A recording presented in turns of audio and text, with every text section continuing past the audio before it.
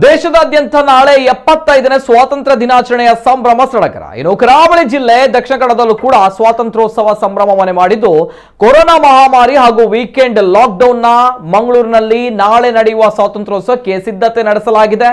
ಈಗಾಗಲೇ ಕೊರೋನಾ ಪ್ರಕರಣ ಏರಿಕೆ ಹಿನ್ನೆಲೆ ದಕ್ಷಿಣ ಕನ್ನಡ ಜಿಲ್ಲಾಡಳಿತ ಸರಳ ರೀತಿಯಲ್ಲಿ ಸ್ವಾತಂತ್ರ್ಯೋತ್ಸವ ಆಚರಣೆ ಮಾಡಲು ಸಕಲ ಸಿದ್ಧತೆ ನಡೆಸಿದೆ.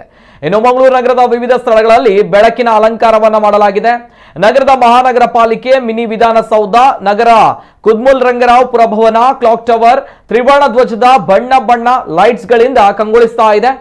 ಇನ್ನು ಲಾಕ್ಡೌನ್ ನಡುವೆ ಜನಸಂಚಾರ ಇಲ್ಲದೆ ಈ ಬಾರಿ ಸ್ವಾತಂತ್ರ್ಯೋತ್ಸವದ ಸಂಭ್ರಮ ನಡೀತಾ ಇದೆ.